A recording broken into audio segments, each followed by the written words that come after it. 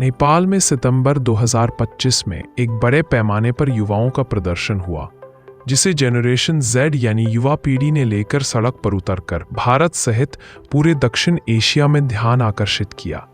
इस आंदोलन की शुरुआत सरकार द्वारा अचानक 26 प्रमुख सोशल मीडिया प्लेटफॉर्म जैसे फेसबुक, इंस्टाग्राम, व्हाट्सएप, यूट्यूब और एक्स ट्विटर पर प्रतिबंध लगाने से हुई। इस प्रतिबंध ने युवाओं के बीच भारी आक्रोश और असंतोष को जन्म दिया। सोशल मीडिया युवा पीढ़ी के लिए सिर्फ संवाद का माध्यम नहीं, बल्कि पहचान, सक्रियता और भावनात्मक जुड़ाव का जरिया है। इस प्लेटफॉर्म पर प्रतिबंध से युवाओं में डिजिटल डिप्रेशन, अलगाव और चिंता की स्थिति पैदा हो गई थी। सरकार ने इस प्रतिबंध को संज्ञानात्मक अपराधों और गलत सूचना फैलाने से रोकने के लिए आवश्यक कदम बताया।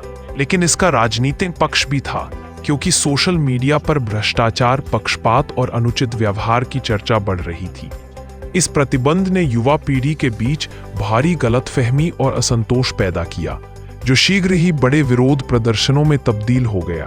प्रदर्शन शुरू में शांतिपूर्ण और संगठित थे, जिन्हें स्थानीय युवा समूहों जैसे हामी नेपाल और सफल वर्कर स्ट्रीट कमेटी ने नेतृत्व दिया। यह आंदोलन ऑनलाइन नेटवर्किंग और गुप्त संचार के जरिए फैल रहे थे। युवाओं की मांगें डिजिटल अधिकारों की बहाली, सरकारी भ्रष्टाचार और निष्पक्षता की मांग पर केंद्रित थीं। लेकिन जैसे जैसे प्रदर्शन करते गए, वे हिंसक हो गए।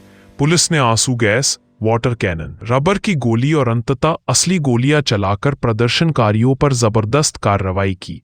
8 सितंबर 2025 को हुई इस गोलीबारी में कम से कम 19 युवाओं की मौत हो गई और 300 से अधिक घायल हुए।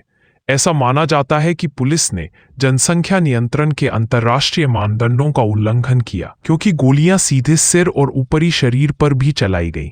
युवाओं की इतनी बड़ी हताहत से देश में राजनीतिक और सामाजिक उथल-पुथल मची। प्रदर्शनकारियों ने संसद भवन और सरकारी संपत्तियों को नष्ट कर दिया। प्रधानमंत्री के आवास में आग लगा दी गई और देश के विभिन्न हिस्सों में सुरक्षा बलों के साथ झड़पें हुई।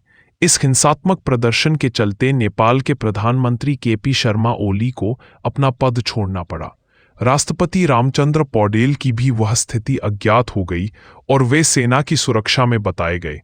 इस प्रकार देश में एक नेतृत्व की कमी और संस्थागत संकट उत्पन्न हो गया, जो 2008 में राजशाही समाप्त होने के बाद पहली बार हुआ था।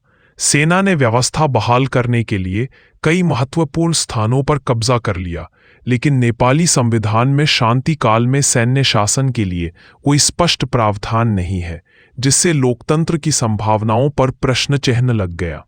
युवा पीढ़ी के आंदोलन ने पूरे राजनीतिक ढांचे की आलोचना की, विशेषकर नेपो किड्स जैसे राजनीतिक वंशवाद और भ्रष्टाचार के खिलाफ। युवा एक नई राजनीतिक चेतना के साथ पारदर्शिता, योग्यता और समावेशिता की मांग पर कायम है। नेपाल के इस जनरेशन जेड आंदोलन ने एक नई नागरिक भागीदारी की परिभाषा दी है, जो डिजिटल योद्धा और सड़कों पर सक्रिय नागरिकों का एक अनूठा अमालगमेशन है। इस घटना से साफ हो गया कि युवाओं में सरकारों के प्रति गहरा असंतोष है, जिसका सीधे असर लोकतांत्रिक स्थिरता और शासन मॉडल पर पड़ेगा।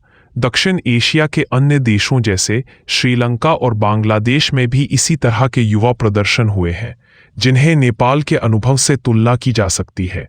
वे देश जहां शासन व्यवस्था कमजोर हुई या भ्रष्टाचार ने कुबड़ाकर जनता के रोष को जन्म दिया।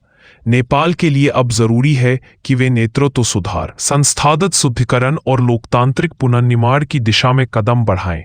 यदि ऐसा नहीं हुआ तो देश का लोकतांत्रिक भविष्य अनिश्चित रहेगा।